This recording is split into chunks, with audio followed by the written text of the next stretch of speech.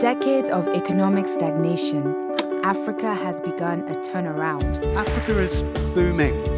Per capita incomes since the year 2000 have doubled. The new wave on the continent. Living in Africa is to be on the edge. Africa is connecting to the rest of the world and within itself.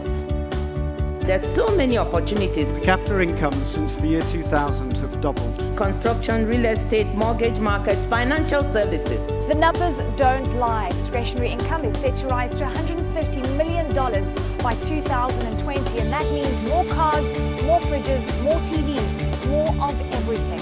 So it's clear that things are changing. 6 of the 10 fastest growing economies in recent years have been African countries. Through 2015, the IMF projects that 7 of the top 10 will be on the African continent. The good news is that the growth decline that started in the 1970s started reversing, and we started seeing growth starting from the mid-1990s. At the same time, when you look at these countries, you see that in some of them, the same economic structure that they have been using for the last 3 or 4 decades is still there. But African countries continue to depend on primary products and natural resources. This puts them at risk from weather and commodity price fluctuations. For many countries, the share of manufacturing in GDP is either the same way it was in 1970 or is even lower than in 1970. Also, you don't see that growth has been shared equally or almost equally among all groups in society. So we want to understand why this is not taking place. To make its recent growth sustainable and to create jobs for Africa's booming youth population, African economies must go beyond growth.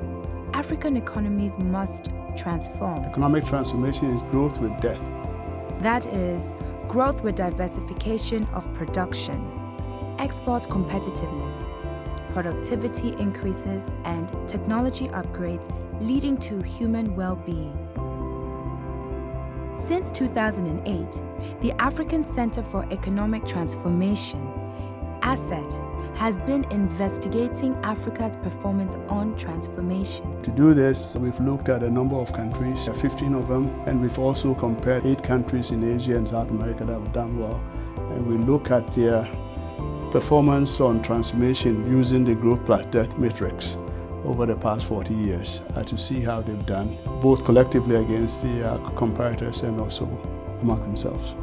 And ACET has been working with African governments on their transformation agenda. In our advisory work, we normally work hand in hand with governments, developing policies and also helping them to implement the policies. We regard ourselves as policy coach. At the same time, that also ensures trust and confidence in what we do. So, the 2014 African Transformation Report takes from a breadth of research and practical experience to share insights for Africa's economic transformation. Visit africantransformation.org for more.